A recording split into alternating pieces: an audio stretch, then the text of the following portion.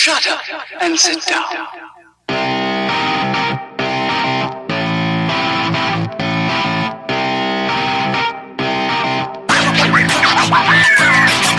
What's up, everybody? Welcome to Third Shift. This is episode 28. I'm your host, Matt. With me, as always, is my boy, Eric. Eric, how's this week been treating you, man? Well, Matt, how's that warm fire, buddy? Sitting by a warm fire, you know. Fire noises. Got them trees blowing in the wind. We're camping this week in honor of the release of a wonderful new addition to the Battleborn Ops missions, Montana versus the Demon Bear. I figured we'd sit around this campfire and we'd tell our tales and our stories via the tall tale method. Are you sure this isn't a garbage can fire and we're eating out of cans of beans with our fingerless gloves on? Yes. Matt, we're living in a dream world. I choose to believe. I could imagine that I'm on a crazy distant planet with a giant lumberjack and I'm eating my beans in my hobo alley. I have a home to go back to. Oh, God. Doing well. This week, pretty dang great. You know, got to play Oscar Mike a whole bunch. Enjoying that. Felt like I had explored everything except for, as we've discussed, we haven't, because we haven't found the Borderlands Easter eggs. We haven't found this test tube with the old character in it. So I feel incomplete. I feel like we need to do more time inside Oscar Mike. That was really terrible. Yes, that was awesome. But also, we haven't found everything in Toby's friendship raid either. Oh. So we got to go spend more time there. We got to spend more time in Atticus and the Thrall Rebellion. We got to devote our lives to the Borderlands 3 Easter egg. Well, speaking of devoting our lives to that, Matt, I was thinking in the future what we need to do is we need to start compiling information we find for the masses, like on our webpage or something. And that way people can come tell us their juicy secrets, and then we can more easily find these items so we're not searching aimlessly like fools for the rest of eternity. So what you mean is we'll post up a screenshot and be like, is this a thing? And then everyone will jump in and go, no, idiots, that's something else. Nope, Here's don't what that care, is. I like it.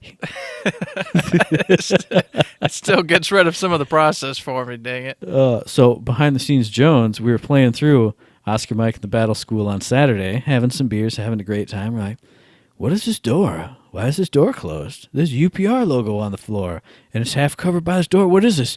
Maybe I should tweet this out. Then our next run through, oh, it's a door that opens to ops points every time.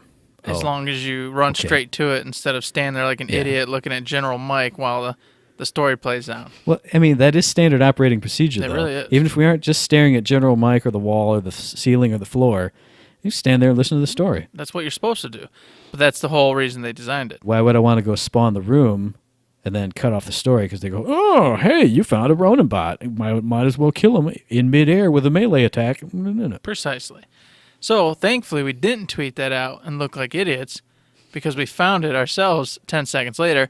And not only would we have looked like the idiots in that regard, but, of course, Mental Mars already posted the entire how to get 100 ops points, which would prove that we didn't actually watch his video this time around. No, we didn't. And so if we'd have done that in the first place, like we should have, we wouldn't even had any of that conversation to begin with. Oh, lost in the sauce, Jones. That's what that is. That's all right. That's how we roll sometimes. I'll blame it on January and taxing. I'm just now coming back to normalcy. Speaking of normalcy, this week has been a normal week. It's been great. Getting back to the gaming, doing some Final Fantasy 15, playing some Battleborn. I've been itching to do some Borderlands again. And I know we're gonna because guess what? Valentine's Day is coming up, so we got to go see what Mad Moxie's got in store for us. That's true. Beyond that, family, life, everything's about the usual. What about you, man? It's been a pretty normal week for me as far as, family time. Just this past weekend, museum over in Flint had they opened up a Titanic exhibition, and Mom's super into Titanic stuff, so went out there, walked through it, nice exhibition, artifacts pulled up from the deep, stories of the dead, all that good stuff. It was pretty fun. Other than that, gaming-wise, I picked up Yakuza 0, and that, oh man, anytime I haven't been playing Battleborn, I've been in Yakuza, because that combines three of my favorite things. One, quirky Japanese crap, because that game's full of that. 2, the 80s, because it's set in like 88. And 3, running through the streets, beating up thugs like a Japanese Batman. The fighting in that game is so satisfying. Oh, here's some Yakuza I found in the street. Here's some, drunk idiots. Let me grab this motorcycle and just beat them half to death with it. Awesome. So good. Love it. Terrible. No, it's awesome. No, I can't agree. and as you're beating them down, this like money is spewing out. I mean, it's like River City Ransom. Yeah, it's like River City Ransom. River City Ransom, correct. River City Ransom. I'm thinking it's getting crossed in my head with Retro City Rampage. Because I'm like, it wasn't River City Rampage. River City Ransom, where you beat him up and a quarter flies out. That's right. Now you beat him up and all this yen and, all these changes. Oh, it's good. Yeah. Oh, so now fun. you got me missing River City Ransom. What are you talking about? Now that's a good game. See, there you go. Going to the spa, you know what I'm saying? Oh, yeah. Mm-hmm. God dang. Missed that game. So that was it for us this week. Of course, what we always do every week is our Talented Tuesday art competition. This week's subject was Montana. You took the Demon Bear in a whole new direction that I'm guessing we're probably not going to see in the actual game. That's an alternate ending, I promise. Guaranteed. Varnell saw that and he went, how'd he guess? Oh, that's a super secret ending right there. So once you find the Borderlands 3 Easter egg, it unlocks that ending, is what you're saying. No, that is the Borderlands 3 secret. You're going to come upon a camp. Instead of a Demon Bear, he's like a giant scav or a rack hive, right? Yes. And then you're going to see him all in chunks around the campfire, dead as dead can be. And in blood, you're going to see a message while the scab tries to kill you or something. It's going to be great. Can't wait. Awesome. Yep. That's where my motivation came from. I only had one idea for this one. I was like, what is Montana? Giant lumberjack. What other giant lumberjack do we know? Oh, of course, Paul Bunyan. And then I was writing it, drawing it, and I put it in our Facebook group, our little private Facebook group. And I went, do people like in L.A. and New York and all these metropolitan areas even know who Paul Bunyan is? Or is that more like a Midwest American folklore thing? And I went, well, if they don't, then... Oh, well. Yeah. Matt drew a picture of a blue bull. I was thinking about it because just last week I was mentioning something about Pecos Bill as you were trying to lasso the stars from the sky. And there's kind of like this dead look across the Skype feed. And I was like, maybe that is basically a Texas thing. Or more South Texas, Southwest thing. Yeah, I don't get that one at all. Sorry. Yeah, so if anybody doesn't know Paul Bunyan, hey, read up on some American folklore. That's kind of weird, though, but you might be right. I mean, maybe that is something only we around here, these parts, know about Paul Bunyan. Because I feel like I knew it from, long ago when I was a kid, but my parents were raised in Michigan, so maybe that had a hold of it, too. Mm-hmm. I don't know. Yeah. Seems more like a Midwest/Great Plains kind of, logging industry area. Mm-hmm. Yeah, I grew up with it, so I don't really, never crossed my mind that other parts of the United States wouldn't know it. Mm-hmm. Huh. Well, hey, everyone out there, here's a question. Do you know about Paul Bunyan? If so, where the hell are you, and how did you know about it? That's actually pretty cool. I would like to see that. Oh, I could put up a Twitter poll. Once I figure out how to put up a Twitter poll, do you know Paul Bunyan? Yes, no. There you go. And then, if so, where are you from? Precisely.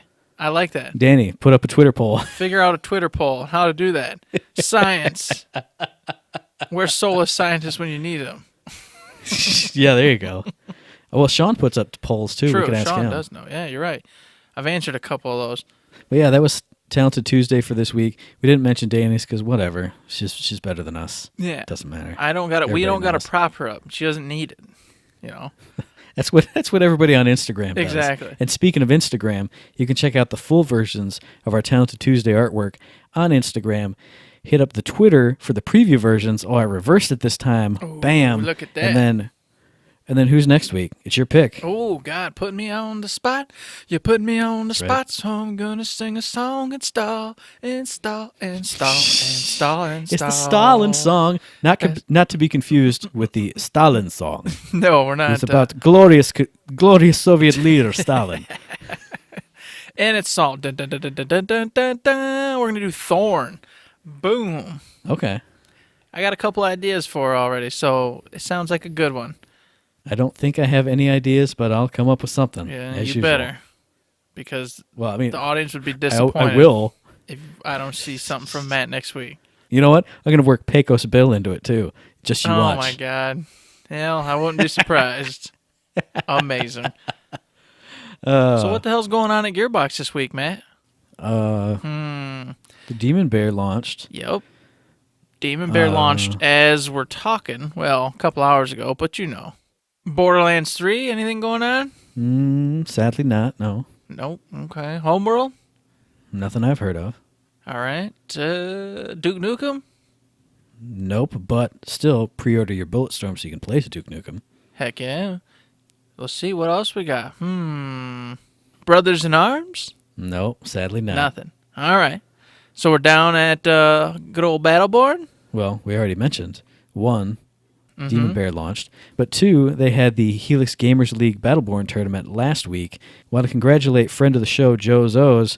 I hear his team came in second place in, I think it's the Xbox One that he plays on, in that tournament. So congrats to him. For any more info, hit up the Helix Gamers League website, Twitter, all that good stuff. I'm sure you'll find it there. Yeah, I just want to say, I know Joe Zoes bought himself a PS4, so we got to make sure we avoid playing with him because he's too good. If he's winning tournaments, we just can't. It's not possible.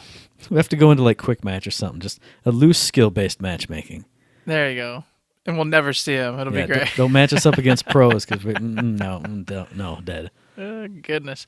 Well, beyond the Helix tournament there, it looks like we got the old battle plan and want to run through that, of course. Right. And we've already told you about the new this week, which is Montana versus the Demon Bear. Yep. So rolling on into the hot fixes, got a whole bunch this week. First up, my boy Pendles. I've been playing a ton of them lately. They're reducing the slow on his injection from 4 seconds to 2, and the extended slow on his potent venom augment from 2 seconds down to 1. Now, obviously, as a big Pendles player lately, makes me sad, but it did seem a little bit excessive sometimes because I'd run up on a Montana, hit him with a slow with an extended slow on top of it, and he could never get away from me, no matter what he did, like at all, ever, and he'd be dead, which was great for me, and I loved it. So, a little sad, but I feel like this needed to happen. I am in agreement. I've been playing a ton of Alani lately, and I think Pendles has been probably my worst enemy. Every time I turn around, he seems to be right there doing that slow and just screwing around. And sure, I can heal myself through a ton of it and generally get away, but he completely ruins everything I'm trying to do and makes my life miserable. And sometimes, if he's really going for town, he'll just stick to me the entire way back, all the way back to a sentry or wherever I'm doing, and sometimes he even kills me, and it's frustrating. I was going to say, especially as an Alani, when you have to prep up your osmosis stacks, and your Riptide is on a super long cooldown anyway, so any healing you have to do to yourself or to push somebody away really screws over your team, really screws over your plans, all that good stuff. I know what you're saying. Yeah, and then you got to hope that your geyser lands, try to trick them into running into it, but if you're decent at what you're doing, you're not going to fall for that, so... Yeah, it's rough. So he's been bugging me. I wasn't gonna complain really about it beyond just being funny or goofy. right. But I am glad it happened. He did need a little bit of a nerf, not much, and I think that's precisely what he got. So good place. Moving on, we got our girl Melka. I knew they would adjust her venom a little bit, but this is another one of those changes where they changed it, but they didn't really change it. So what they said is they're upping her venom duration from 4 seconds to 8 seconds. But the tick of damage it does that was coming every half second now comes every full second. So it's doing the same amount of ticks in a different time frame. This is exactly when they reduced the duration but up the damage of it. So I think they're kind of finding a good duration on the venom. I think they'll probably still tick up the damage just a little bit more in their next tweak for her. But another change that didn't really do anything. But it did, but it didn't. Well, there seemed to be a lot of confusion on the forums about this one. There were a lot of individuals going back and forth, some saying it wasn't a big deal, some saying it was a huge deal.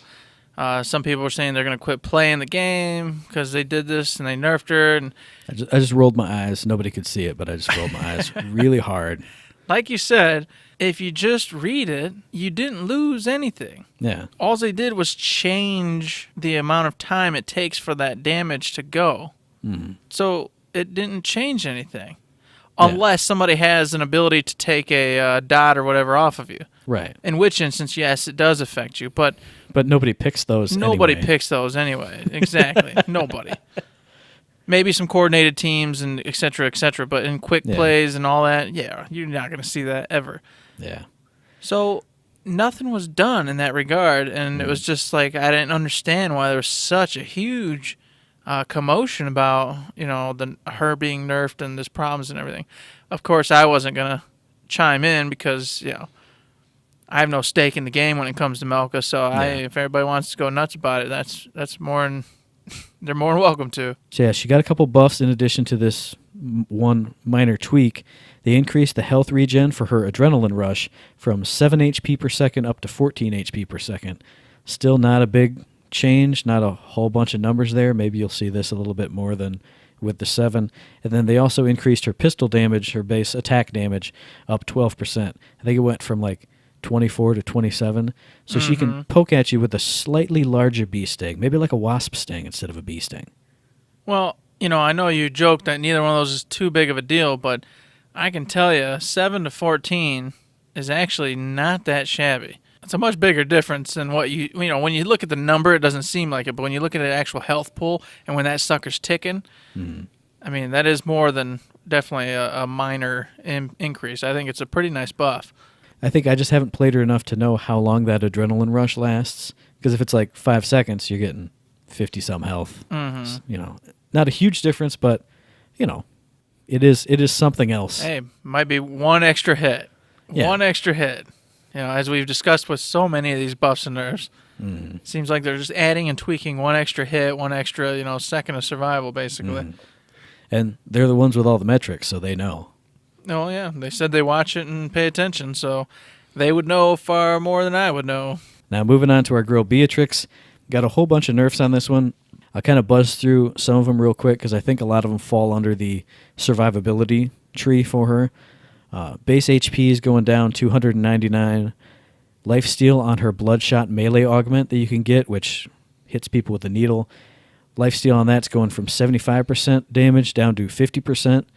The lifesteal on her Leech Therapy is going from 40% down to 30%.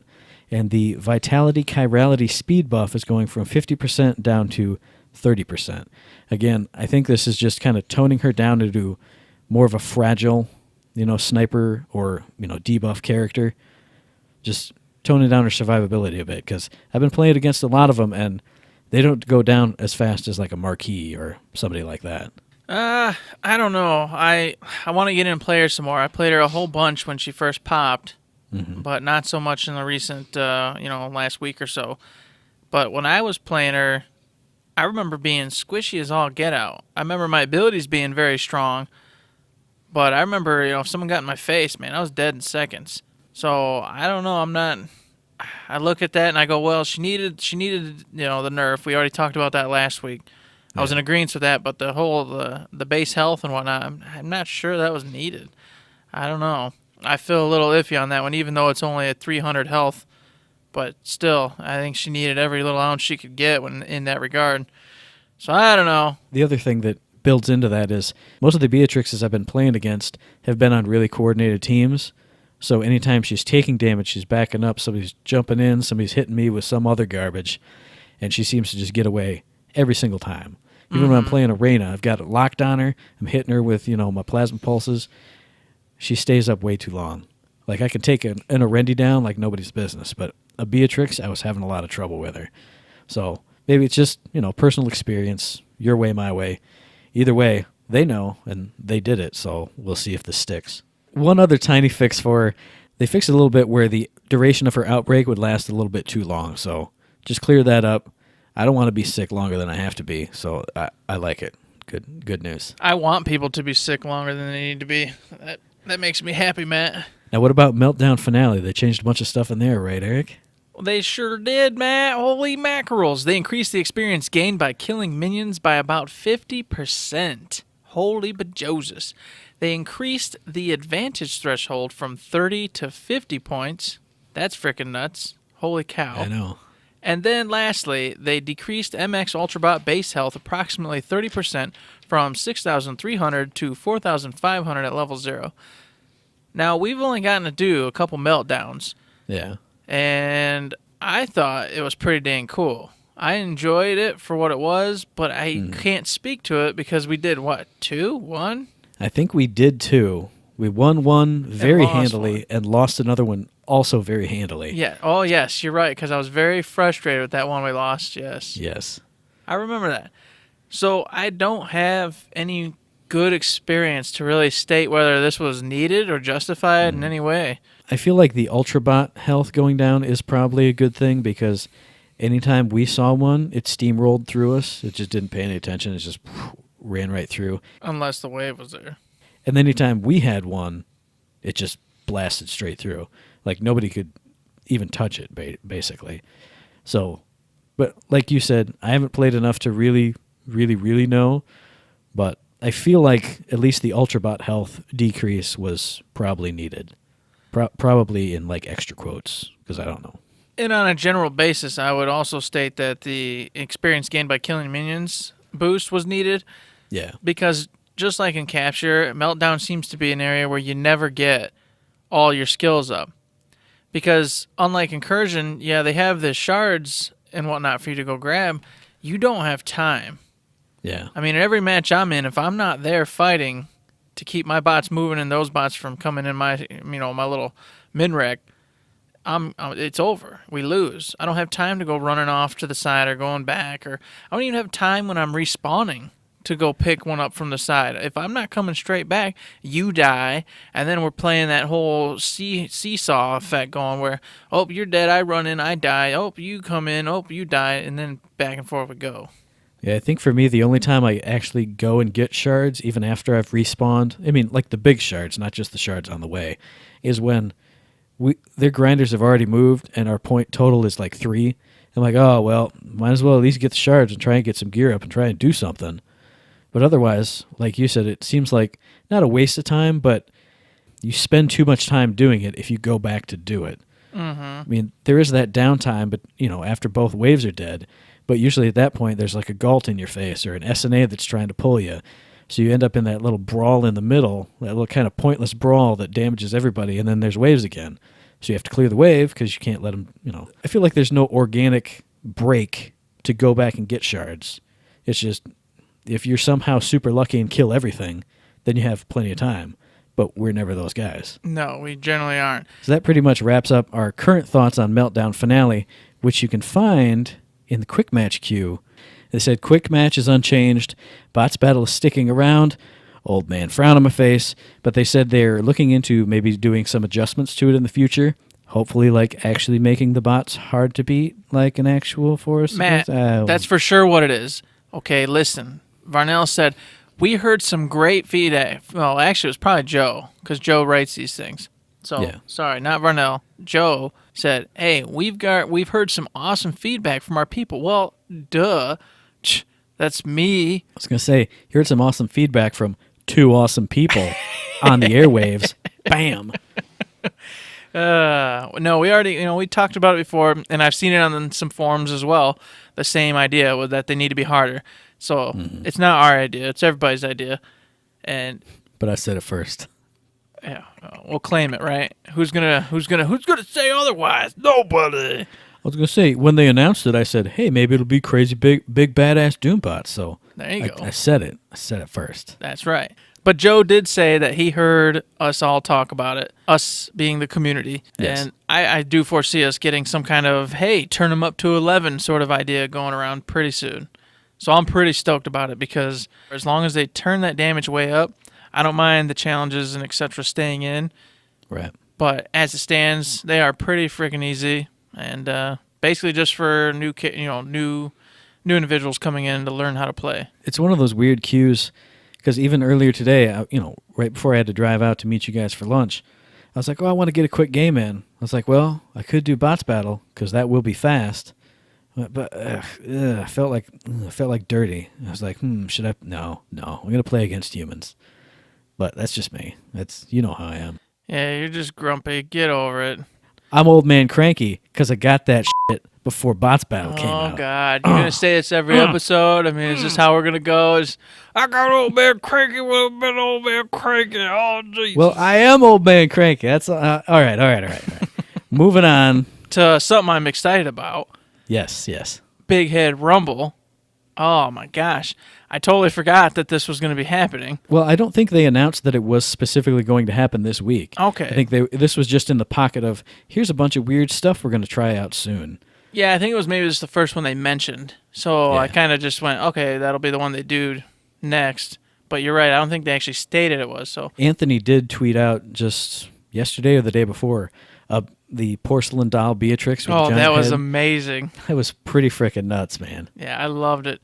And then I saw Lowlines playing around with a huge... the SNA. Yeah, huge-headed SNA. So, you kind of got a hint that it was coming today. Mm-hmm. But I'm excited to do that. I know some people are a little upset because, as Joe and everybody else said, that those crits are going to remain. And obviously with the big heads, that means crits are going to be going bananas. Right. But the response was, this mode's meant to be fun and just to have fun. It's not for competition. So enjoy. For God's sakes, just go have fun. Get a marquee and go in there and try to act like you're hiding around a corner, even though your friggin' head is sticking out around that corner, like a giant fat balloon. I think Rumble is their key word for this is not a serious mode. Chaos Rumble, Big Head Rumble. If it's a Rumble, you're just supposed to be... When it's going to be Warfare Rumble, when they do that with the double damage and all that jazz, this is not a serious mode. Go in, have a goof around fun time, and don't take it too seriously.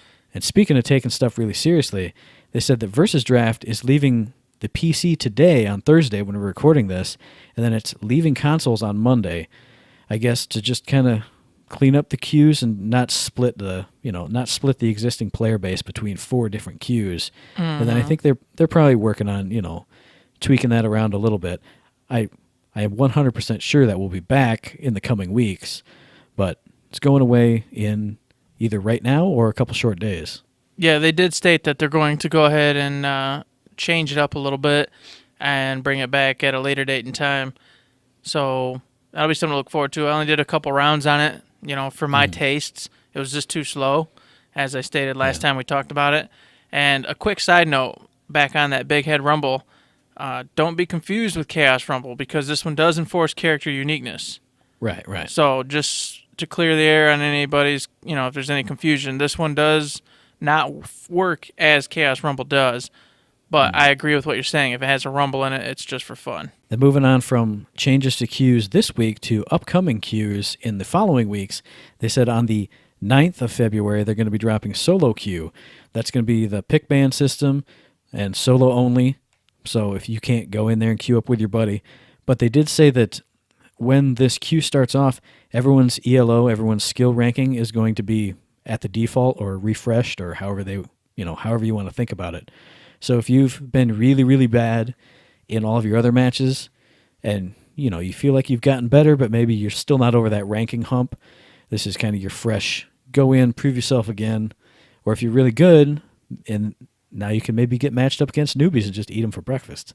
Well, for a little bit, because it sounds like as you go, it's going to scale you up. Now, I'm super excited about this, Matt. And as I was reading it, I was just flipping out. I was like, oh my God, this is it. They're doing it. And then they weren't doing it, because then they were like, there's no bronze, no silver, no gold, no platinum. You're not being it's ranked. Too early for that. I know. I'm getting to that. So when I first read that, I went, oh, son of a B.O.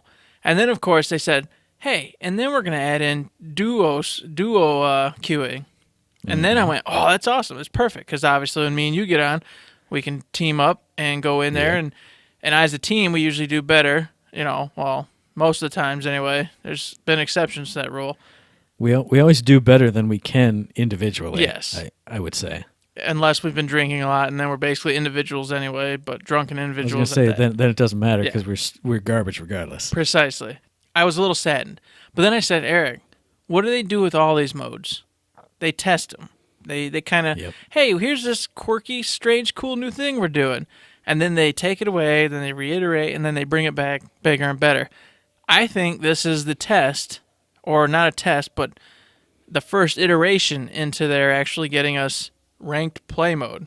I mean, I do agree with that because they said, they had versus draft set up as their like big competitive team-based one, and then you have to, if you have that kind of queue and you do want it to go ranked, you also have to have like a solo queue or a duo queue option because you can't have, teams of 5 rolling in and stomping 5 randos who are stuck on a team Even together. if they're good, a coordinated team of 5 is going to beat them every time, which would screw their ranking up enormously. Exactly.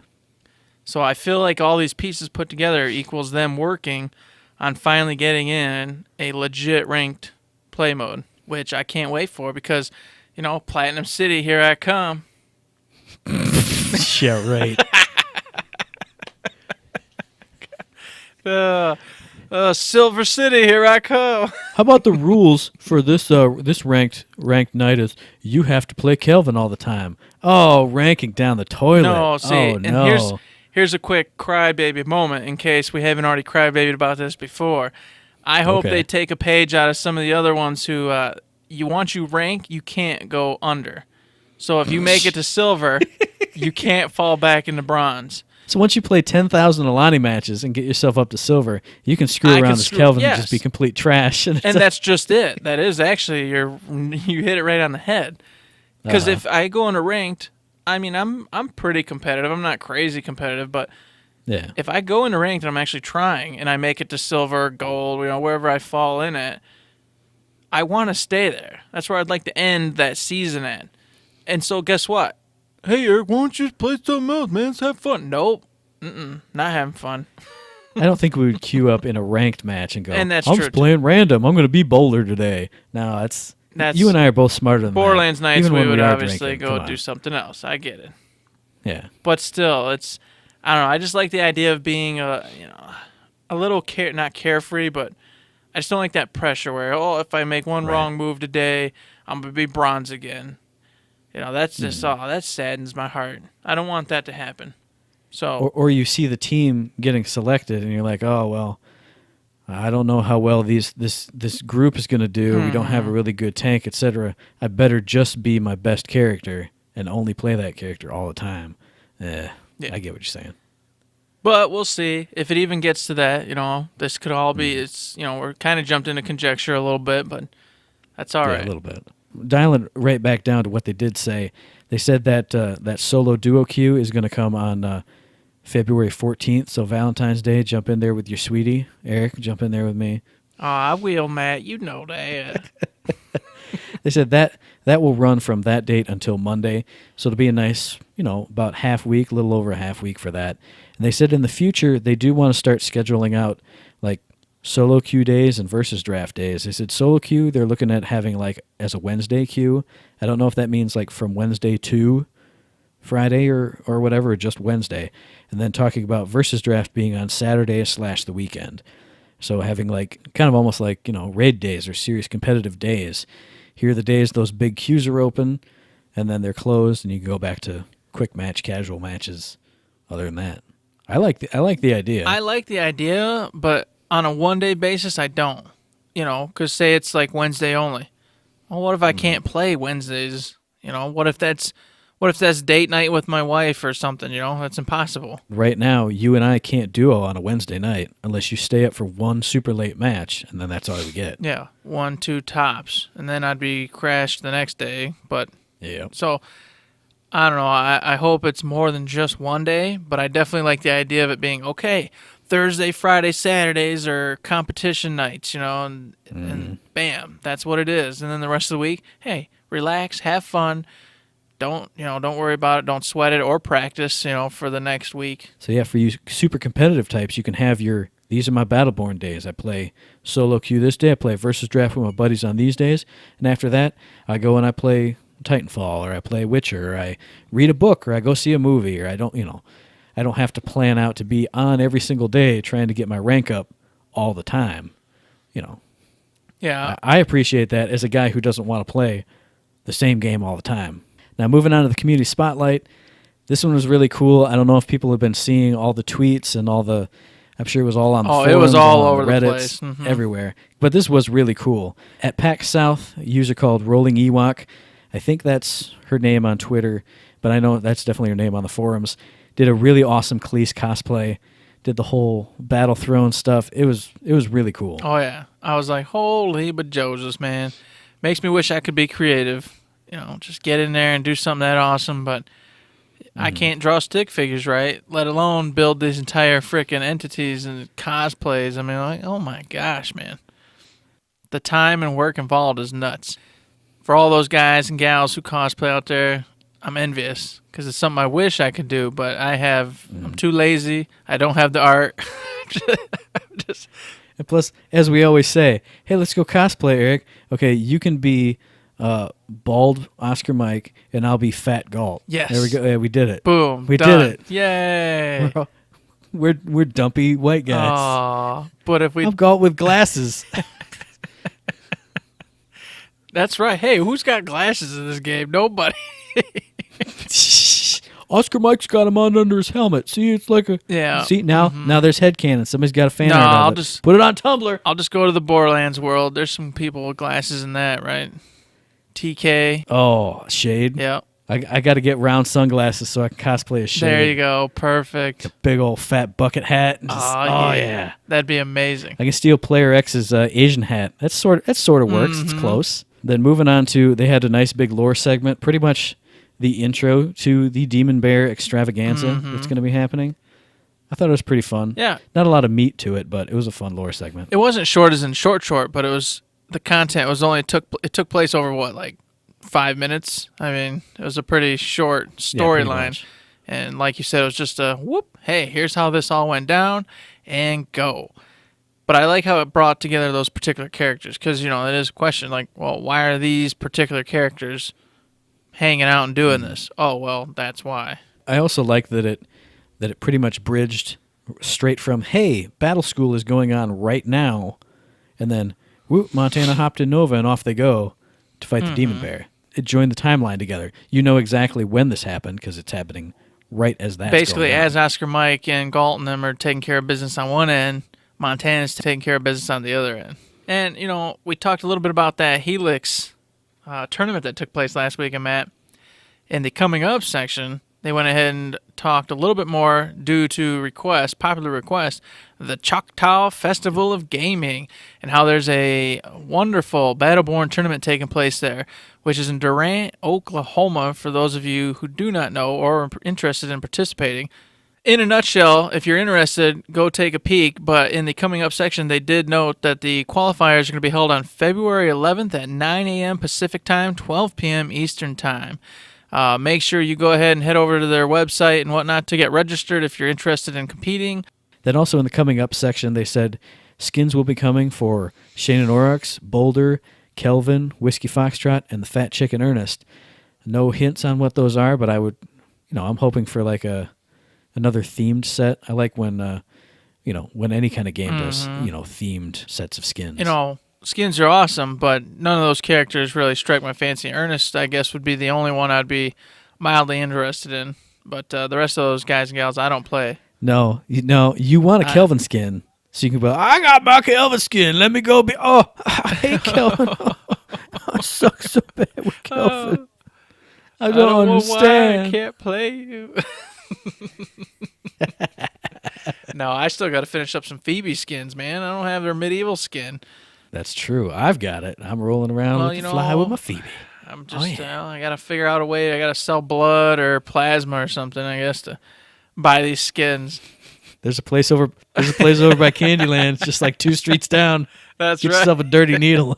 This is for you, Gearbox. I'm selling my blood.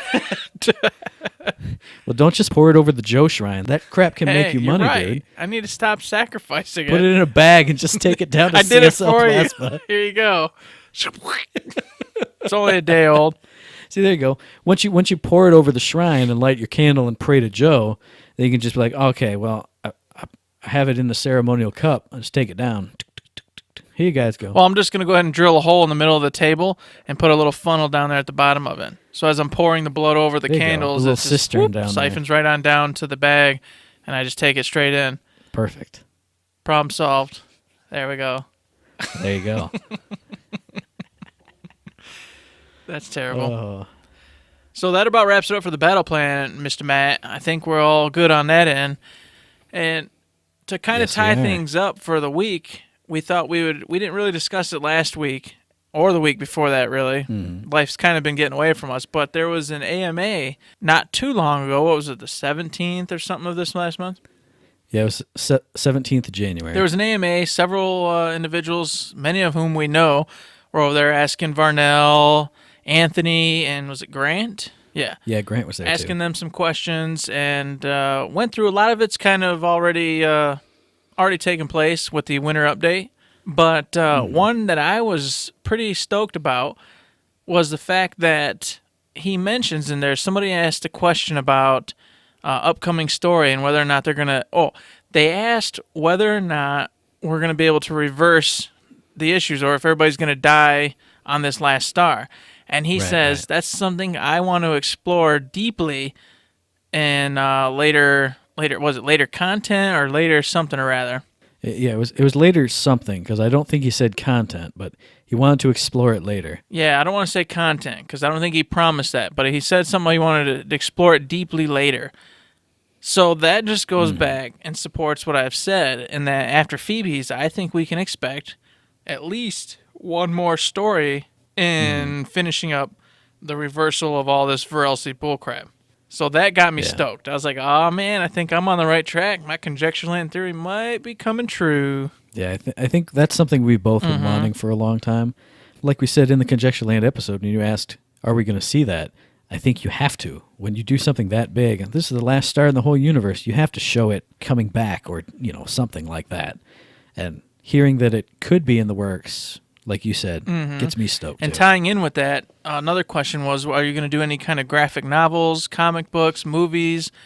And Anthony, of course, was like, you guys like movies? That'd be freaking great. Obviously, we're joking on that end. We're not going to see a movie. But as we already discussed in a previous episode, another animated series, like the ones they do for the opening and, the ending, etc., would be just, holy cow, man. I can't tell you. I'd be there day one buying that off their website if they put out an entire little animated series on, whatever it was, some side story, the ending, I don't care. Anything related to this lore and story, I would buy it. We were talking about comics earlier, talking about an animated series here. What about a motion comic? They've been doing that for all kinds of games, not specifically lately, but in the recent past. I know Watchmen did a motion comic of Watchmen, the comic. There were, I think, Metal Gear Solid motion comics where it was, the story of the game, but it's told through, still images and panels and, slightly moving drawings or, whatever, however you want to call it. I think that would be something you could explore. You could do one for the Battleborn story and then like kind of the unveiling of the universe or the aftermath. And I think that wouldn't be, too expensive of an endeavor versus a hard copy comic book series versus a whole, animated series or a book or a this or that or the other thing. Because you can have, take your artists and like, all right, draw D'Andy looking over here. I mean, the expensive part would be in the voice lines if you did that. But I think that would be an interesting, relatively inexpensive and fun way to expand the universe. Just, hey, here's motion comic number 1, number 2, number 3. Just, side stories, like you said. Here's this planet that came unveiled, and look at these crazy, creatures on it. Even if you don't get to play it, it still expands the universe. It builds on the lore. Something like that. Well, and it sets the stage perfectly. And this was something else I was thinking about when you mentioned graphic novels, comic books. I think you're right. That'd be a less expensive way to do it, and definitely doable with their current staffing. They've got a lot of great artists and everything over there. And as you saw, Jim Ferrona seems to be on call. And I'm sure a lot of their other voice actors, would be more than happy to come in and do more of that. But tying into that, it would be a great opportunity for them to keep everybody invested in Battleborn, even after the game itself is quieted down and been laid to rest in the future. When Borderlands 3 hits and some of their other, whatever Quebec's got brewing. It would be like, oh, look, they released a new graphic novel of Battleborn, and it's about Galt going off and doing something or rather. I'd buy it. I'd go read it. And then, boom, now I go, oh, yeah, Galt and this and that and da-da-da, and keep me in that world on a side note So that way in the future, when they finally feel that it's time to give it another shot, they got everybody who was already on board there, and then the mission would be to bring new players back in again. You just said it. That would be the best time to do it, is if you have them in there working on Borderlands 3 or Brothers in Arms or Duke Nukem or whatever kind of game you need voice talent for.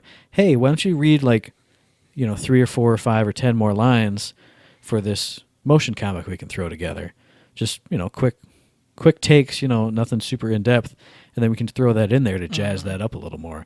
And then, like you said, universe is still there, and then they can judge based on how many people buy it or download it or however they would work it, judge the interest level for people on that. I think that's a cool idea. I would like it. I hope it's something they actually do consider. They answered the question kind of jokingly, so it kind of worries me that they didn't really take that seriously as an option. But I would encourage that if any of them are listening, maybe think about it a little bit more if you already haven't, because I think that could actually lead to something pretty cool. And we've seen how rabid the fan base is for even just the lore segments in the battle plan. Everybody eats those up. Everybody gets super excited when their favorite character's mentioned. People are jumping out of their seats, throwing babies in the air.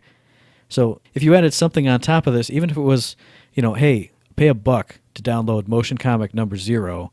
Well, we saw the prequel webcomic. People love that stuff. Here's Motion Comic number 1, where Galt goes to unveil the Schneebaboogle world. People would pay $1 for that. People love this game. People love the lore. Like you just said, they've already done those webcomics, Just do more of those. I would pay $1 to get another episode as long as it was a healthy episode. Boom, I would do it over and over and over again. Because I like this world. I like what the worlds. I like this universe. I like what they got going, and I think it could go somewhere as long as they stick to it. And speaking of stick to it, lastly, I want to go ahead and read this one off from my old pal Howard. Someone asked a question: will you be integrating Battleborn Tap to have more functionality with the main game Battleborn? Their answer was no. Nothing. Sorry, Howard. Stop messing around and thinking Battleborn Tap's going to get you the full experience of Battleborn, and get on the game and play Battleborn. But I just thought, as a funny side note, since we've harassed him many a time on this and other means, nothing is going to be done for Battleborn Tap in regards to making it have more rewards, etc. for Battleborn, the actual game. And out of all those questions, that was pretty much kind of what got my attention. Anything for you, Matt? A couple ones. 2 I'm going to combine. Lowlines was asking about new gear, new styles of gear, new pieces of gear, and combining that with Natsume Ryu, who asks about maybe if they're going to compile like a gear library so you can see what legendaries you have, what legendaries you're missing. Both of those are things, I think Randy Varnell specifically answered both of them. He said more gear would be possible after the winter update. It's after the winter update now, so we'll see how that works out. If it seems like there's been, for each story op, there's been more legendaries anyway, so this is kind of working that way. I think he specifically was talking about more different types of gear that would affect different kinds of stats, so it would be interesting to see if they look into that. And then they said he definitely wants to do a gear library in the future, but didn't sound like there were any solid plans for that yet. That'd just be something fun for especially the PvE players. Which boss has what legendaries? Do I have them? I don't. And if I do, what instances, what stats rolls do I have on them? It'd be pretty fun. Well, I know Lowlines has something set up with all the gear, what bosses drop what and everything, and that's amazing, but I agree. I would love to have it in-game so I can just push pause real quick, take a peek, and go, oh, okay, let's go do an algorithm because the third boss has such and such, and you move forward. Because unlike some really cool, savvy people, I don't have my PC immediately accessible while I'm playing my game. My PC is literally right next to my PS4, but they use the same screen, so I hang on, Eric, let me pause and go on and go find Lowlines, and then I switch back, and the HDMI port doesn't quite do it, so I have to reset everything. It's not worth it. But I mean, don't get me wrong, Lowlines did some amazing work, and I've checked it out, and I love it. Oh, yeah, absolutely. I can't remember everything, obviously, when I pop onto the game, so it'd be nice to have it sitting there handy for me in the game. Yeah. So I agree with that one. Now, another one that I thought was a really fun question with a an answer that I didn't expect was a user named Zombie Man asking for more mutations, if that was possible in the Helix for different characters. Randy said that was something they definitely could do. Something they would like to do is kind of look at ways to add abilities to characters that don't normally have it. The specific example he used would be like a way to give Oscar Mike healing bullets. So like you could actually heal your buddies by shooting them instead of the enemy. He said that was something you'd have to, have pros and cons against. It would have to weight it certain different ways, but I believe it specifically said, because I wrote it down like this, that's something you would likely see in the future. No, that's exactly what he said. So that got me really excited, because, I think we talked about it just in our Conjectureland episode, maybe, having more mutations for different characters and changing the way skills work. I think that was a Reddit person's suggestion, and that's something I would love to see. That totally got me excited. And I'm wondering how this would play out, because do you add more actual Helix branches, or do you just change the current ones and get rid of some of the others, or do you put like 4 in a Helix? What do you do? How does that work? How about this? I've been thinking about Oscar Mike with his healing bullets and wondering how the heck that would work. How about in level 2, where you can choose between fragcendiary grenades and the nades on nades, where you have the child grenades or the AoE on the ground, maybe the middle option is healing bullets, where instead of popping a frag grenade out, you activate healing bullets for 5 seconds, shoot your buddies, heal them up, and then you would have, all the things that modify, fragcendiary grenades or nades on nades on either side. You would have mutations down the middle. All right, healing plus this, cooldown minus this, tick, tick, tick. I think that's how you'd have to do it. Yeah, that's a good option. Kind of starts getting a little convoluted, though. You're welcome, Gearbox. You'd have to be paying attention to what you're doing while you're picking skills and whatnot, but you have to do that when you play the game you're supposed anyway. to. So 2 fun ones there, and then one that did make me have not even an old man frown on my face, but an actual frown on my face. Zombie Man, again, he was asking about Easter eggs or things from other games like Borderlands in kind of a implementation like skins in Battleborn. And Anthony answered this, and he said, "We've talked about references to other games with skins and such, but no plans to do so." So, this was a recent AMA. I don't think, Mental Mars' compiling of it that we went through, it included answers from forever ago, because the answers from forever ago were Borderlands skins are coming. So I'm really I'm confused. Because in a previous one, they stated, yes, there will be Borderlands skins. And then this time around, they said, no, there will not be. So I'm like, okay, well, that's really sad, because we've talked about it quite a few times, on the podcast, that eventually we're going to get them because that's what they said. And now it's like, all right, well, I guess never mind. It's not going to happen now, according to Anthony. Well, now, I know last week we talked about the big Twitter discussion that I had with Jozos and Hunter Cochran about people not really wanting more Borderlands in their Battleborn. But it's always been something just, a fun bonus that I thought would be cool. I don't think too much about it. It's just a skin. It doesn't bother me any. But now it makes me wonder. I've just put on my conspiracy theory tinfoil hat right now. I'm thinking, maybe once somebody finally unlocks the Borderlands 3 Easter egg, maybe you get a skin with that. Because you remember in Toby's Friendship Raid, when you killed the 3 shards and went in the room, that's when you unlocked that Toby skin. Maybe once you get the Borderlands 3 Easter egg and go to where it is and you stand there, it goes, cha-chink, Ombre skin unlocked, and it's, the Firehawk skin. Man. So they're not officially doing it, but maybe they have done it. You just gotta find it. But that's super tinfoil hat right there, but that would be amazing. And while we're on that note, earlier I said that, these Easter eggs, out there, we should probably start trying to figure out a way to compile information. We joked around a little bit. But one of the questions was, are these all soloable and not just, you don't have to have a whole group? And the answer was yes, you can do them by yourself. You don't need anybody. But he stated, Varnell stated that these suckers are super hard mode. They went old school with how you get these. That's going to be an accomplishment if you find them. So 2 things. First off, they're extremely hard to do. And obviously we know that because no one in the community has been able to figure any of them out yet. except for the one I think they just gave us as a, hey, no, they're real. Here you go. Secondly, Right. Joe also piped in and said, hey, these are for real, legit hard. How about instead of one head, you guys team up and go at it as a group?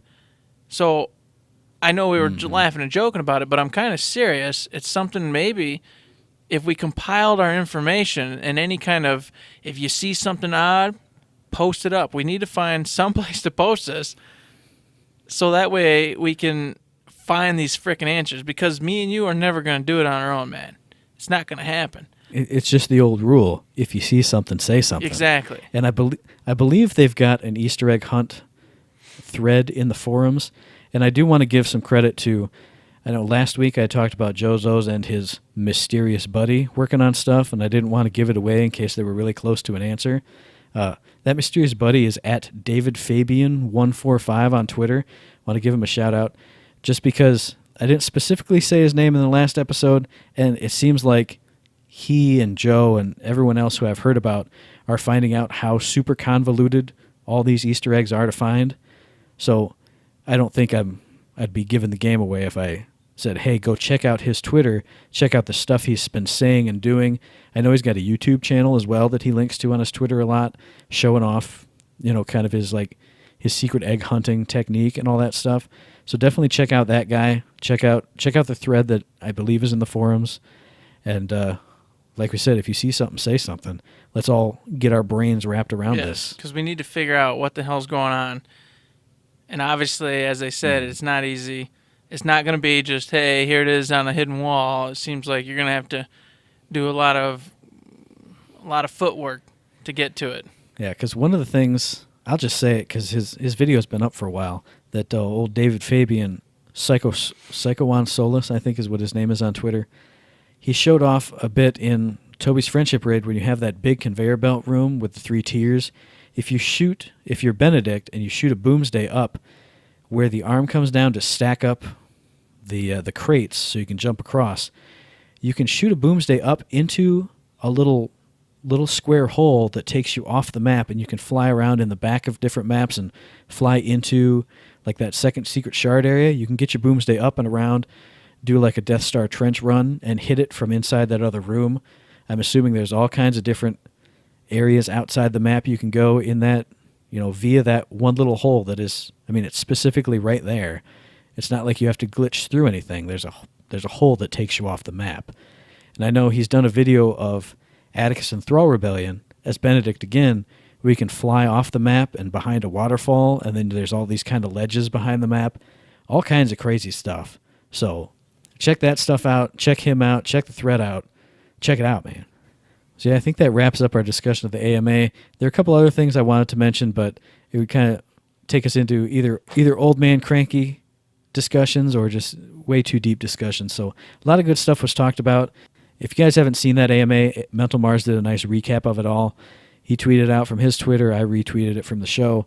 Definitely go check it out. All kinds of good questions and good answers. I went through it all and enjoyed the heck out of it. I'm only a little sad that it took me a little bit longer than it should have to actually go read it. But once again, I'm going to blame it on tax and quarter end. Life got a little busy for us. Door slam. Hey, what's it?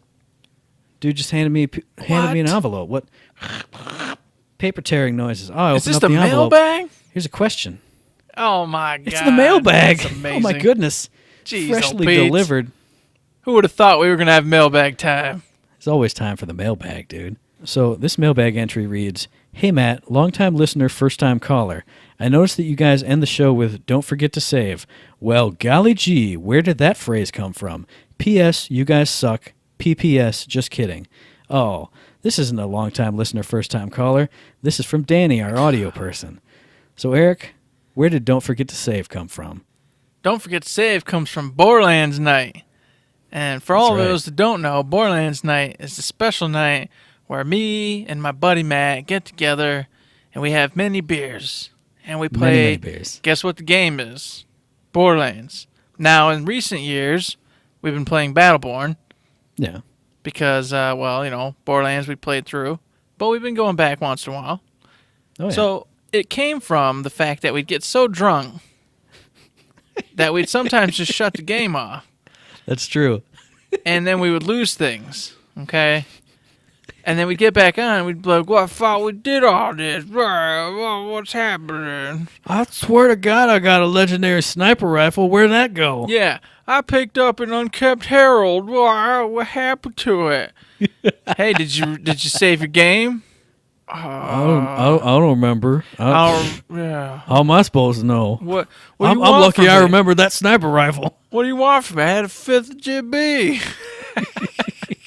So, to solve that problem, we started ending every night, Borderlands night, with, hey, don't forget to save. Uh-huh. And so we'd always save and end the night like good little bananas instead of drunken, stupid bananas and ruin everything. The double dose came in. We were extra safe because generally whenever we did something, I would travel us back to Sanctuary. So there's an autosave right there. Mm-hmm. And then, maybe we'd screw around in the vending machines. And even if we didn't find anything, hey, don't forget to save. So it's just double dose. Mm-hmm. Save and quit. Now everything's guaranteed. Everything's good. There's no problems. Don't forget to save. Precisely. So that is the origin of Don't Forget to Save. And it also turns into in those I would say fairly rare cases where one of us is totally gone and the other is still reasonably in control of himself. It's kind of a taunting, I'm leaving because you're being stupid and or are asleep. Hey dude, don't forget to save. What? Oh, got me. Yeah. Got me. Got me again. I swear I'm okay. Oh, it's not okay. It's not or, okay. hey, Eric, don't forget to save. Anyway, don't forget to save, dude. Boop. Yeah. Exit to menu. And then you text me, don't forget to save. So I see it when I wake up at 2 a.m. to get water because I'm, hungover and tired. Yeah. Uh-huh. Yeah, amazing. So yeah, that's where that came from. If you guys have any other questions for us or suggestions or comments, or you just want to say hi, you can email them to us at info@thirdShift.me. You can find us on Twitter at ThirdShiftMe, that's ThirdShiftME, and you can find us on Facebook under Third Shift. And as always, we have a Patreon set up. We use it as a tip jar, and we've got awesome support.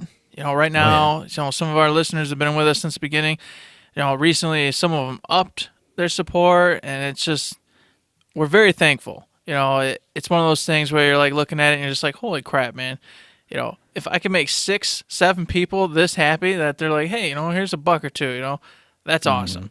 That makes me go, hey, I need to be here doing this podcast, rocking it out, because at least somebody in this freaking place cares. I definitely agree. I want to echo those sentiments. We really appreciate all you guys who do donate. We appreciate all the fans who don't as well. No, anybody who is just a listener and likes us, and like I said, even just throws us a hey guys, just found the podcast, you're great. Hey, been listening for a long time, enjoy the show. Retweets, likes, all that kind of stuff. Just letting us know that you like us. That warms my heart. Like I've said before, I love you guys. Listener interaction is awesome interaction. So anytime we get mailbag stuff, Patreon tips, even some criticisms. I love that stuff. Just make, hey, this guy or gal's listening, and they actually give a crap about what we're doing. They're not just like, bleh, and then they leave. Even if they have something to say, they're like, well, maybe to work on this or change this. It's like, well, cool, all right. Well, I might do that, I might not, depending on whether I agree or disagree, but it's still awesome. So I'd like to say thank you, everybody, who listens to the show, and those of you who have supported us through Patreon. More than appreciate it. We hope, we can get more of you on board so we can become rich and famous and be getting that 1%, and just, it'd be great. And speaking of being rich and famous, if you rate and review us on iTunes, we're definitely going to become rich and famous. Shoot up to the top of the leaderboards. You can be the #1 video game podcast in the world. That's right. You got to give us them 5 stars on iTunes, man. Because if you give us 5 stars on iTunes, we're for sure going to be the top of the world. Then we're going to have like 5 billion listeners. Soon we'll be eating caviar. And I'll be giving you my opinions, and you'll listen to them because I'm a star. It's going to be great. Exactly. So yeah, as always, you can find the podcast on iTunes, obviously. You can find us on Stitcher. We're on Podomatic, where we've always been. We upload to YouTube and Google Play Music. The show drops every Friday, as you guys know. We'll see you guys again on February the 10th for our very next episode. Oh, yeah. And as always, Matt, don't forget to save.